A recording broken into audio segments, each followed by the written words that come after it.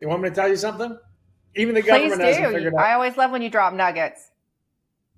Yeah, it's all really has always been. The government does literally not know this yet because it didn't ask the right questions. But I'm just tired of waiting. Flynn told me, no longer wait. You give the government something, give them 2 or 3 days, and then you go public with it. This was all always out of Serbia.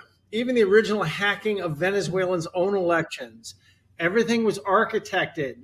So there's an office in Belgrade, Serbia, with Huawei machines that are actually running the computer, the deepest rig of all, the rig that comes from overseas, not the stuff we all know about, getting dead people to vote and getting, not all that on the ground stuff that we beat by tightening up all the enforcement in every county in America and all that stuff we're hearing about. But the nuke they always had was there's an office in Serbia that comes into the back of the machines and changes results if they still need to change them after they did all the ground cheating they need to. That's been like this, it turns out, from the beginning in Venezuela. It's always been architected. Smartmatic was always architected around an office in Belgrade, Serbia, to be able to come in and do this. And then as other companies as other brands came on the market, it's all Smartmatic junk inside, whether it's Hart or Dominion or ES&S. As that's on the market, that Belgrade, those are just different hood ornaments on the same machines. And so the Belgrade, Serbia office is not some recent invention. It's been architected into the Venezuela since the 04 referendum. It's been architected in from the beginning. And the United States government doesn't even know that because they're so slow in coming up to speed. So how does the government not know? The government knows all about Serbia now and the role Serbia played in 2020, okay. And they know all that now.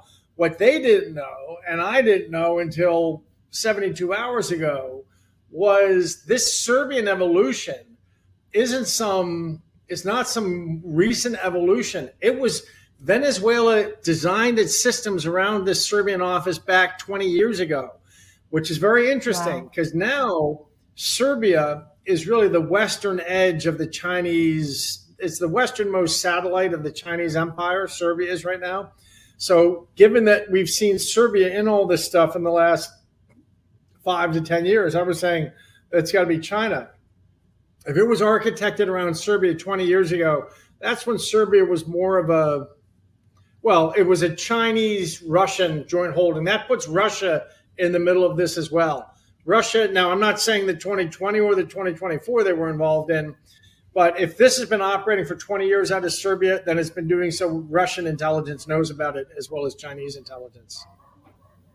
This kind of goes back to, you mentioned all the other companies. This goes back to what somebody, it may have been you and I were talking. I talk about this every day with someone. You can't say voting machines, really. It's the software, right? And the software is a derivative of the original Smartmatic, and that's in every single voting machine, some kind of version of it, right? Correct. It's like the Windows operating system of these machines. Exactly. And, even the fact that it's made people. So how Serbia, does it play into all of them then, or is it just one company?